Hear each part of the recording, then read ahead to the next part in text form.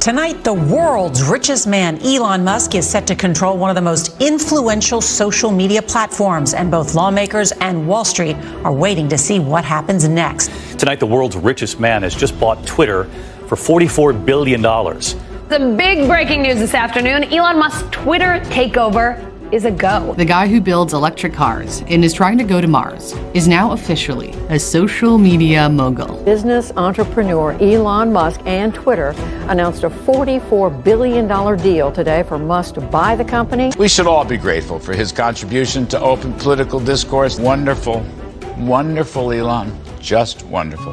Elon Musk has purchased Twitter. It's a small step for man, but a great leap for mankind, a great leap for freedom of speech. And that means a great leap for the gospel. At a time when it seems that every avenue of free speech was being shut down, these massive doors suddenly opened.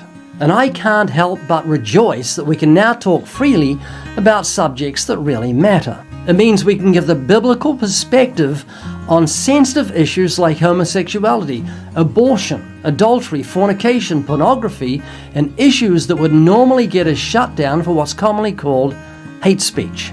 But is sending the left into a panic. This is because they believe in freedom of speech as long as they define the speech. Freedom to a liberal is the freedom to be who you want to be sexually.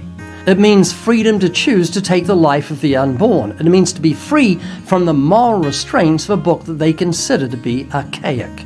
However, there's a principle of freedom that few in the world understand. The Bible tells us that law produces liberty, calling the Ten Commandments, the moral law, the perfect law of liberty. So how could law produce liberty? Well, think of a game of football. A game where the law is continually violated will not be a free-flowing game. It would be filled with penalties and players sent to the sin bin. But a game that is lawful will be a free-flowing game, and it's the same with any nation.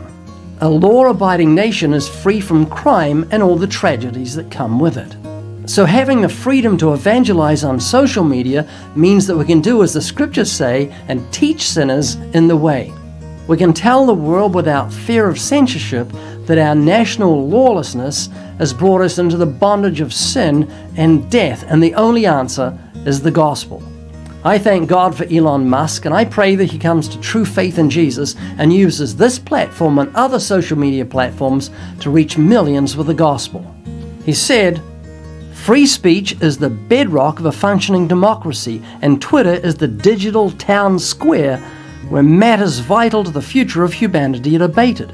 Talk of free speech and debating in the town square is very sweet to me, because almost daily for 12 years I had the privilege of preaching the gospel and debating with sinners in a place called the square, the town square, a place of freedom of speech. And I thank God for the last 32 years I've had the liberty to share the gospel in the land of the free called the United States of America.